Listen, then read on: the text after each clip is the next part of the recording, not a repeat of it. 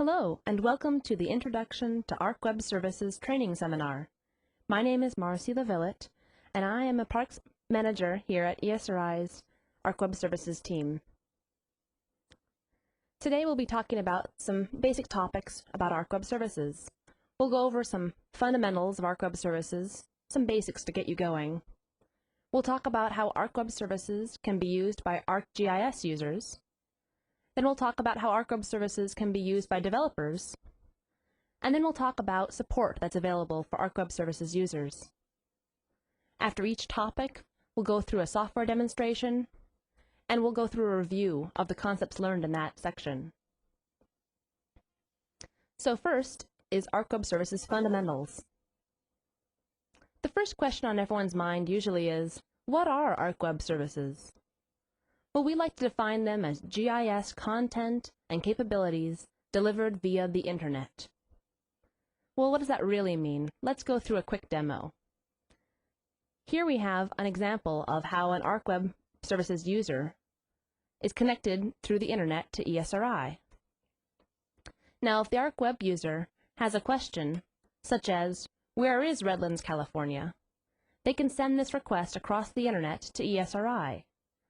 Now, ESRI's ArcWeb servers is where all of the data and functionality is hosted, so ESRI does all the processing, in this case, finding the geographic location of Redlands, California, and then sends this response back to the ArcWeb Services user.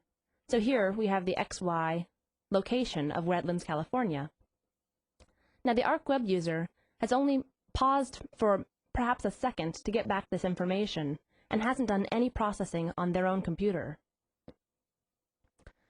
Just want to mention that ArcWeb Services are built using ArcMS and ArcSDE, other ESRI technology.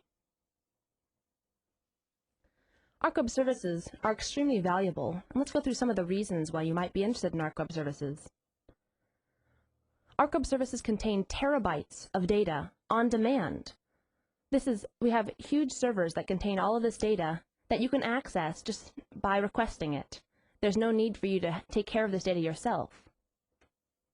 Additionally, we have dynamic content, such as weather, traffic, and earthquakes, things that are updated frequently that you couldn't possibly host yourself. Some of this data is updated as often as every 15 minutes. And here we have an image of some of our precipitation data. ArcWeb Services provide easy access to building blocks of functionality. You can put these building blocks together to create a complete application using just ArcWeb Services, or you can use pieces of functionality from ArcWeb Services with other applications.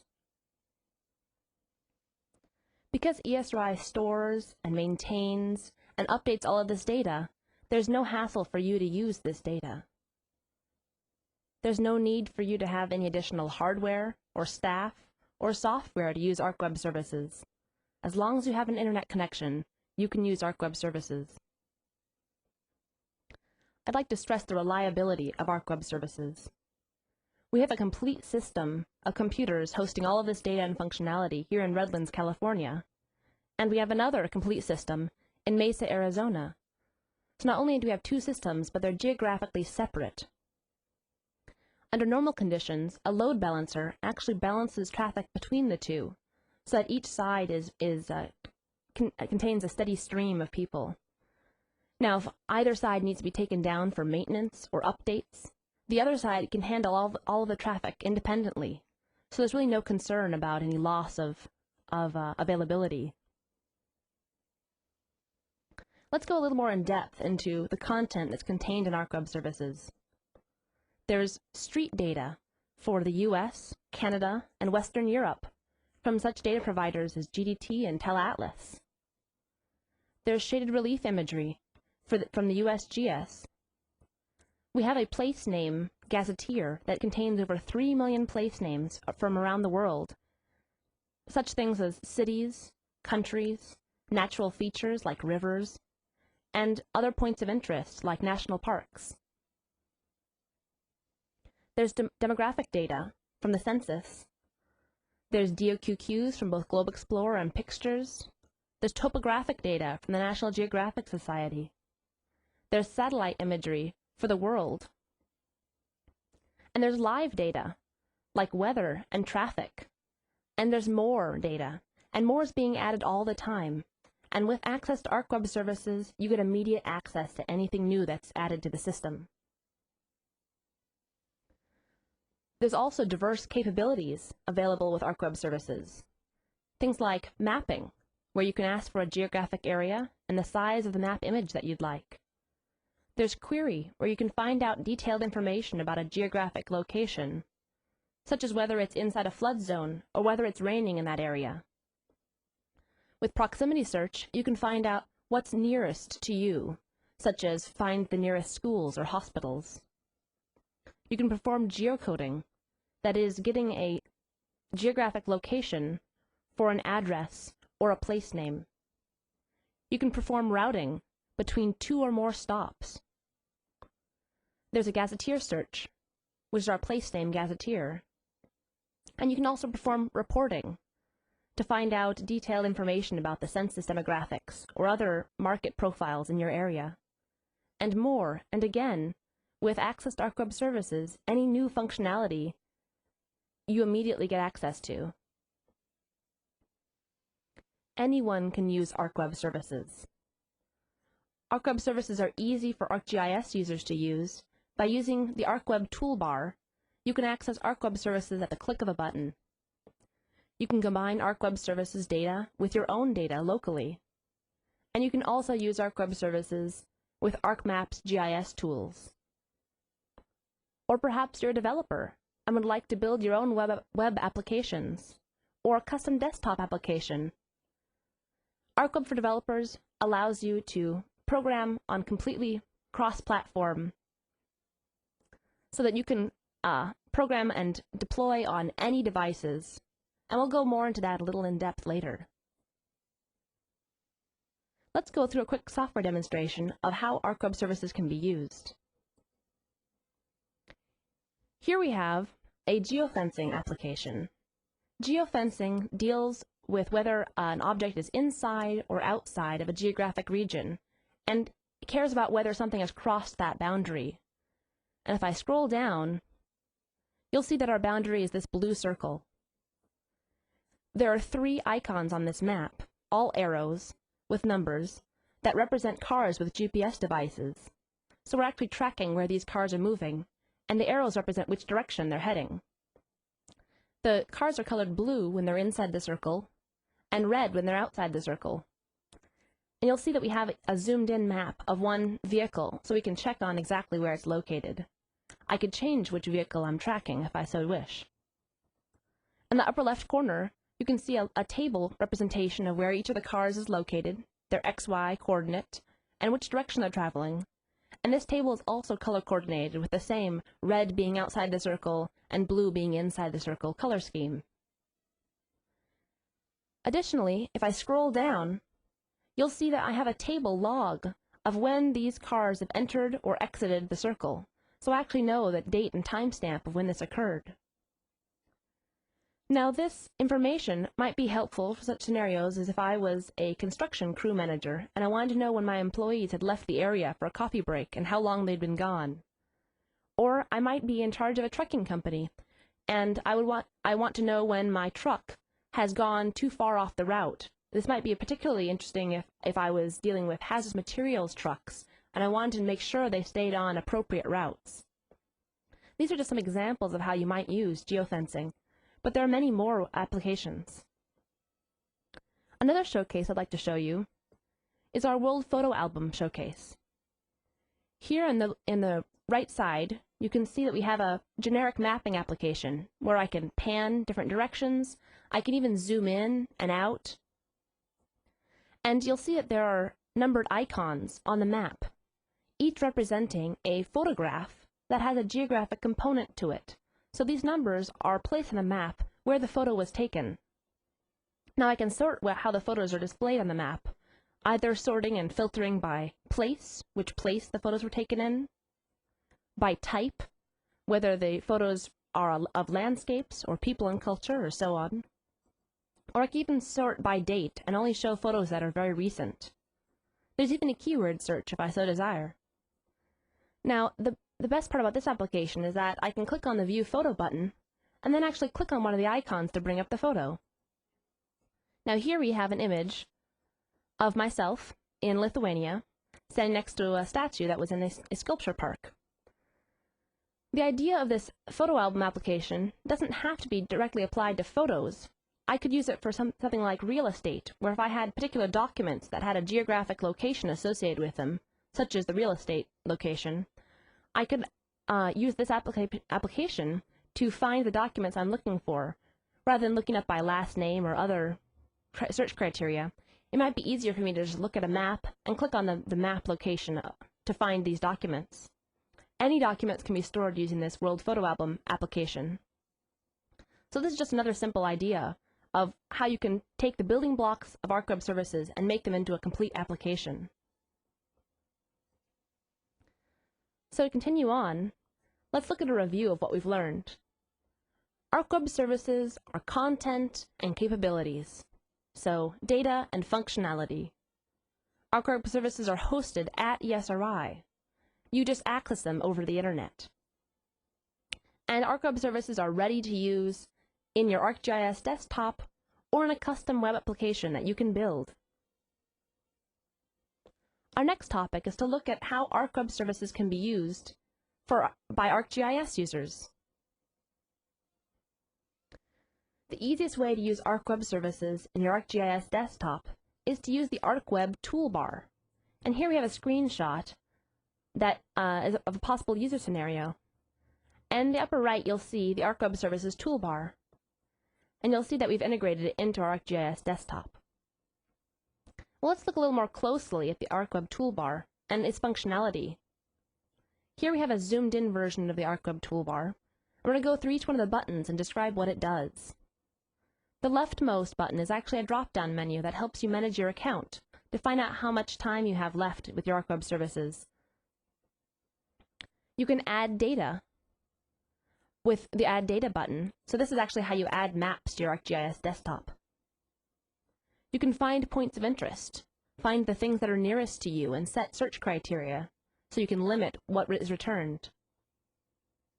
You can find routes between two or more locations by either clicking on the map or actually typing in addresses. You can find places and addresses using this button, so you can find the geographic location of either place names or of complete addresses. And the last button is to get reports.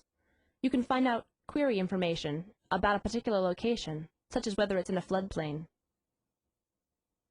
You can actually download and evaluate this toolbar for free from this URL, which I encourage you to visit after this presentation. Let's go through a quick software demonstration of how it can be used.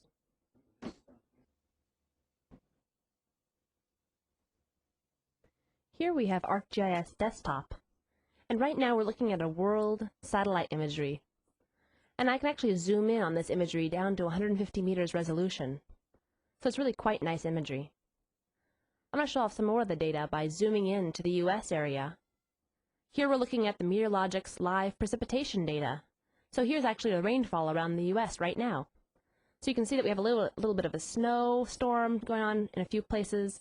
We have actually a large rainstorm over in the Midwest. If I zoom in again to the California area, I'm going to turn on our current weather data, and you'll actually see what looks like a very familiar weather map. Have kind of a hazy Los Angeles area, but it's very sunny in Las Vegas right now, and raining up in Redding. I'm going to zoom in one last time to the LA area and show off the TeleAtlas street data. Now I can actually zoom in much further than this and show off the detailed street layers for each one of the cities, but I'm going to leave it at this resolution so I can show off some of the functionality of ArcWeb services. I'm going to begin by showing off the Find Places and Addresses button.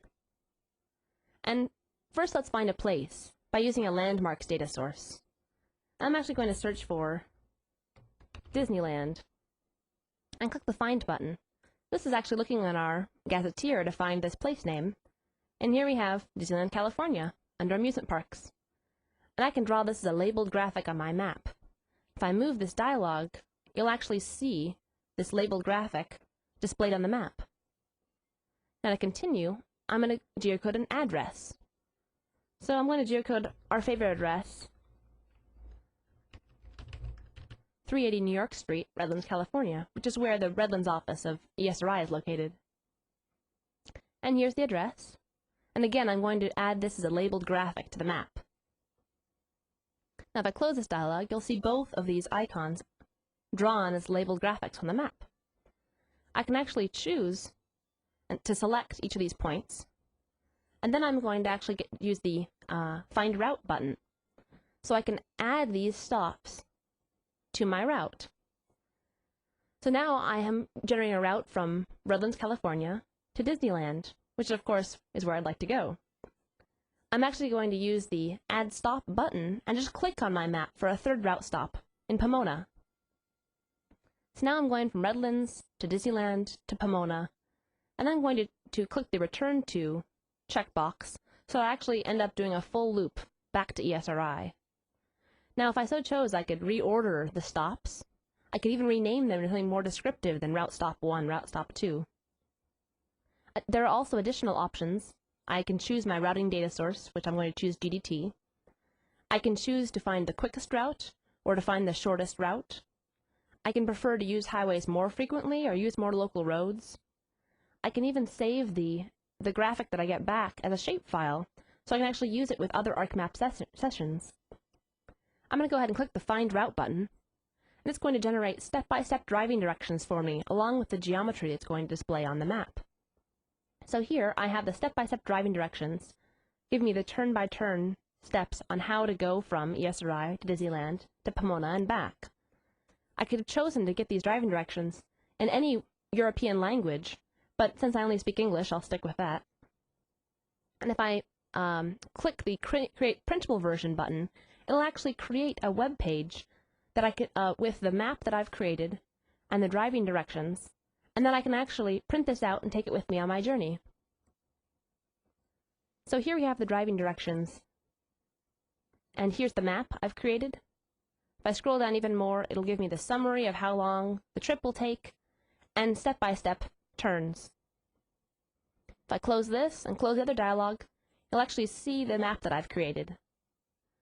I'm going to go ahead and select the route that I've just generated and use the Find Points of Interest button to search for my own points of interest around this route. Now, I've previously uploaded a set of points of restaurants that are my favorite restaurants in the area, and I'm going to find the 10 nearest locations to my route so that I can stop and get food along my way. So if I get this line graphic as my input, so it'll find points around this line, I can click the Find button and get the results. Now these results are coming from the Points of Interest Manager database that I've uploaded to ESRI. And here we have the results. So here are the 10 closest locations to this route. And I'm actually going to select all of them and then draw them as graphics on the map.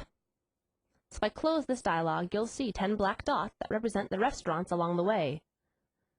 Now that I've drawn them on my map, I can find out more information about these restaurants based on the information that I've uploaded to the Points of Interest Manager to help plan my journey. So this is just a sampling of what you can do with the ArcWeb Services Toolbar in ArcGIS.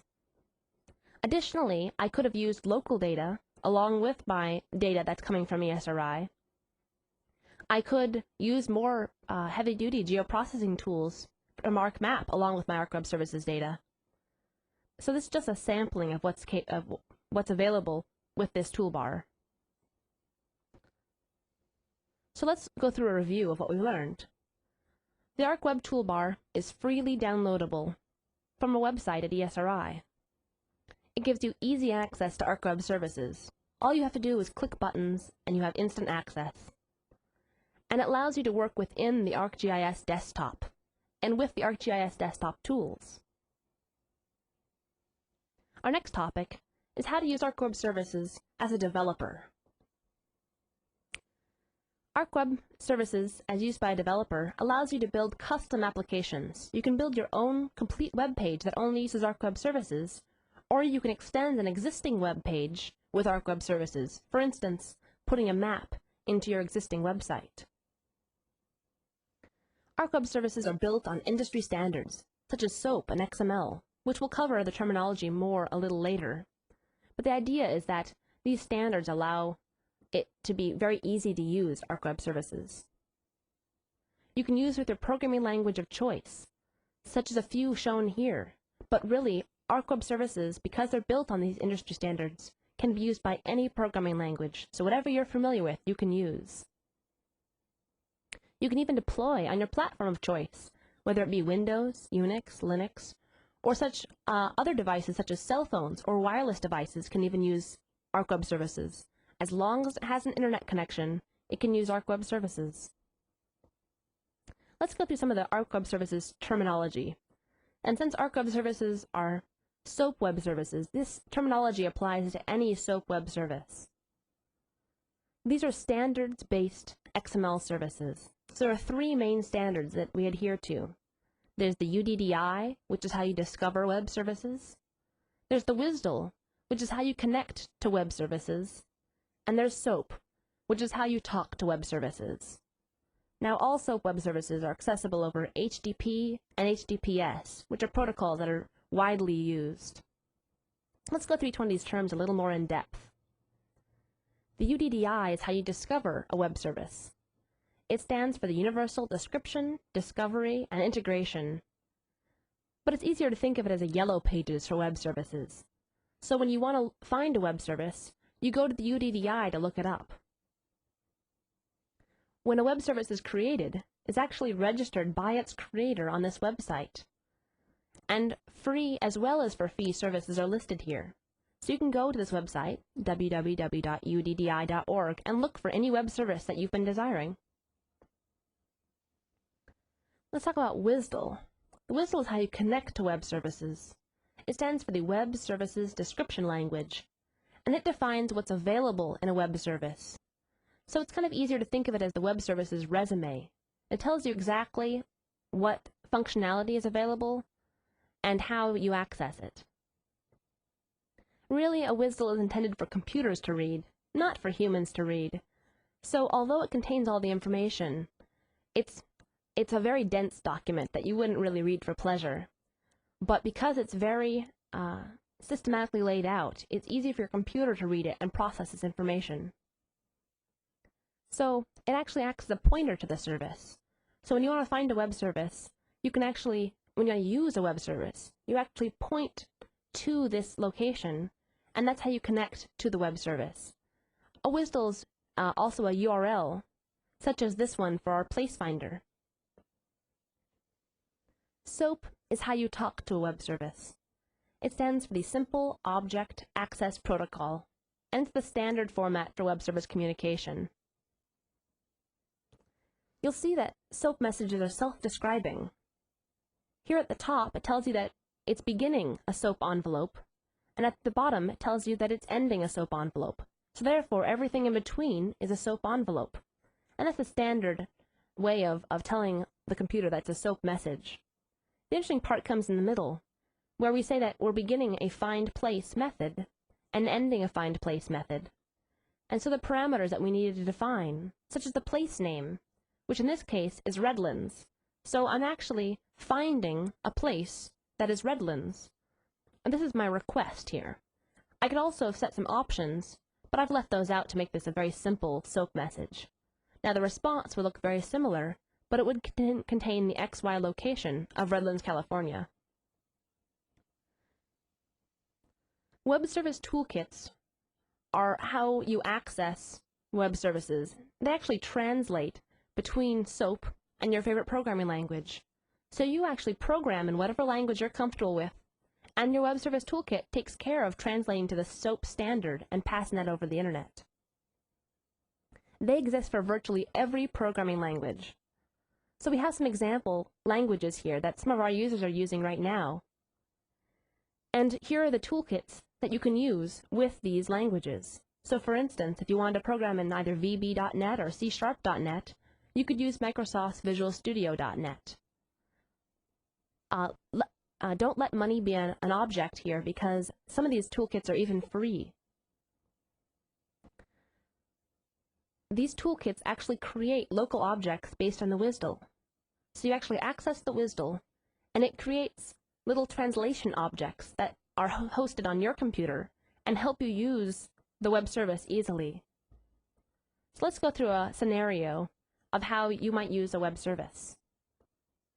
First, you would search for the service using the UDDI, basically looking it up on the yellow pages.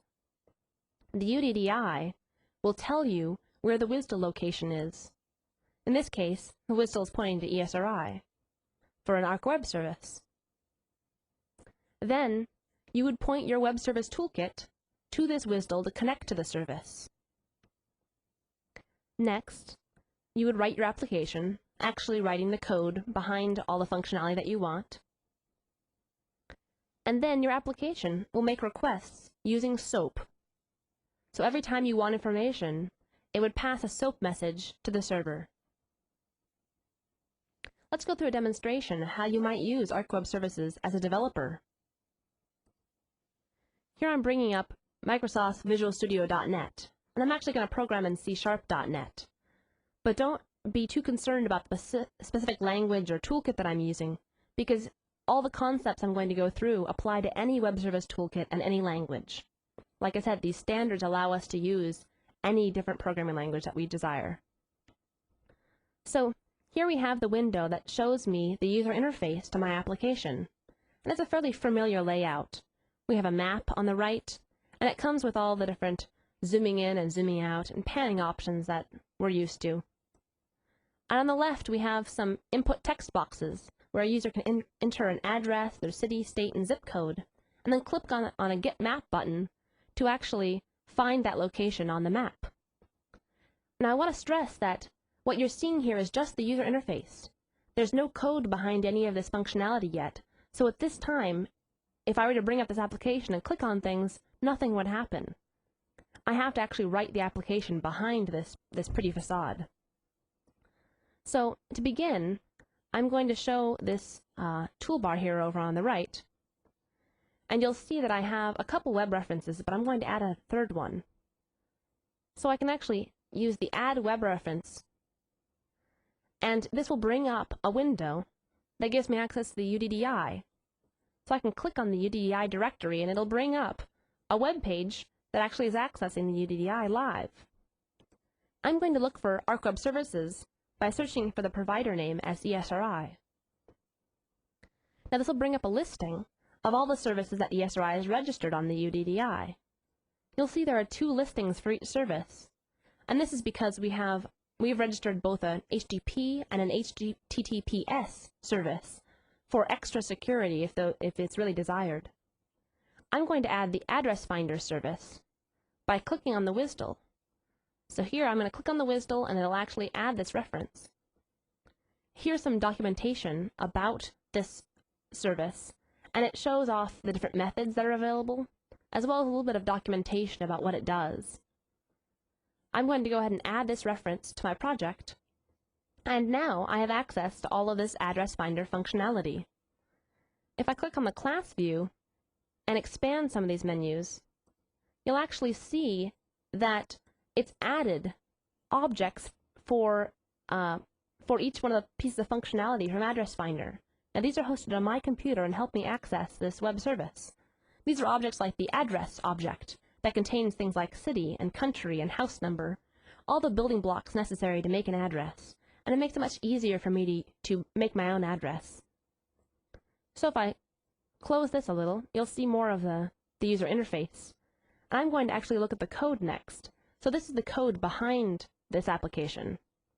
If I scroll down, you'll see that I've actually written a little bit of code to do one piece of functionality. First, I send in my username and password to make sure that I have access to ArcWeb Services. Then I'm going to geocode the address that the user has given me. Remember the text boxes for inputting a street and a city and so on? So I'm actually setting them to this address object that comes from ArcWeb Services. I've chosen the data source that I want to use to geocode. And if I scroll down, I actually get back the location from ArcWeb Services. And then I'm going to actually create a buffer around this location. So I actually am adding 1/100th of a decimal degree on either side. And then I ask for a map of that region. I've set some parameters about the map, such as its height and width. And I've actually chosen to put a marker on my map to represent the actual address that I geocoded. You'll see here that it's a red circle. And I've chosen my map data source. And when I get back the map, I put it into my web application. So that's the functionality that I've actually programmed in so far. So I'm going to actually build my application, and it'll actually process all of it. And then I'm going ahead and run it so we can actually see the application. So here's the web page that I've created. And this is running on my computer, but it's accessing all the functionality and data from ESRI servers. So this looks just the same as how I developed it. I can actually type in a place, our favorite, 380 New York Street, Redlands, California, and click on the Get Map button. And now it'll actually go to ArcWeb Services, geocode the location, and get a map of that location that it'll then put on my web page. And if I scroll down here, you can see the map. And here's the red dot that I asked for in my particular address. Now, like I said before, I have all these buttons that I've created for the user interface that do things like print and create a larger map, but nothing has been programmed behind these buttons yet. However, it'd be very easy for me to add in all the zooming and panning capabilities and expand my application to a complete final application. This is just a small subset of what I need to do. So going back to our presentation, let's look at a review of what we learned. ArcWeb for developers is easy and allows you to easily make custom web applications. Since ArcWeb services are based on international standards, it allows you to use this API with any programming language or any deployment option. It's completely interoperable. As long as you have an internet connection, you can use ArcWeb services. Our last topic is support. What's available for resources for you to get going with ArcWeb services? Let's go through some of the main areas of support that are available. There's ArcWeb services documentation. Now this is extremely extensive documentation that goes through anything you might need. It's all browser-based, so you actually access it through the internet, so that if we make any changes, the documentation can be kept extremely up-to-date. There are tutorials to help get you going that take you through step-by-step how to build your first application or how to access functionality and data through the ArcWeb Toolbar. There are live samples that you can interact with just to try things out. And for developers, there's an object model to help you program, and there are actually code samples that you can download and use. We have a discussion forum where you can ask questions of other users or of ESRI staff. We also have technical support for people who've actually purchased access to ArcWeb services. You can call and ask questions. And we have a section on the ESRI Support Center website where you can find out information such as by looking through the knowledge base, which is an extensive database of questions and answers to those questions. We have listings of our system requirements. We have white papers that you can read to learn more about ArcWeb services. And we also have site starter applications. Site starters are complete, final, ready-to-use web applications that address specific business functions. We have two right now, a store locator and a map viewer. The store locator allows you to route and find stores that are nearest to you by using your own points of interest. And the map viewer is a simple mapping application that gives you all the panning and zooming capabilities you might need, so you can embed it in your website. These site starters only require a simple installation, and they're ready to use. You can have these up and running in a matter of minutes. But they're also customizable using the source code that's available, so you can actually change them to suit your needs. Let's go through a software demonstration of one of these site starters. Here we have the Locator USA site starter. Now this is just a demo of the site starter that you can actually download and host on your own server. You can see that we've uploaded amusement parks as our points of interest, but it could be anything, any points that are interesting to you.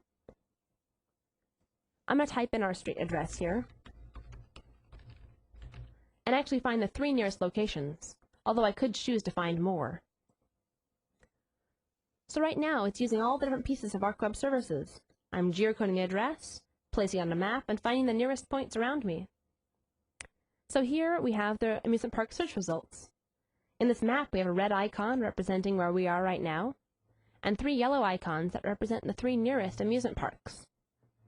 Now, this mapping application comes with all the familiar panning and zooming ability that we're used to. So if I want to investigate the map more, I can do that. If I scroll down more, we'll see the listing of the 3 nearest locations, and of what they are and where they're at. And I can actually get a detailed map of this location, or I can actually get driving directions to one of these locations.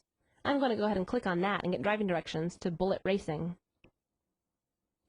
Now here we have a red icon representing where we are, a red route showing the journey to get there, and a yellow icon representing our final destination. And if I scroll down, it actually has displayed the driving directions step by step of how to get to this place. Now, I want to stress again that the site sorter will work with your own points of interest, so all you have to do is upload your points of interest, and this application will access them. So this can be customized to be a locator for any type of data that you're interested in. So, I want to continue by talking about our evaluation access.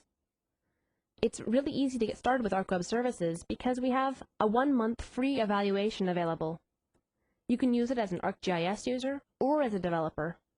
So you can use it with the ArcWeb Toolbar if you want. It includes all the content and capabilities included in ArcWeb services. So there's no limit to what you can do. This is a great way to get started with ArcWeb services, just to try it out and see what you think.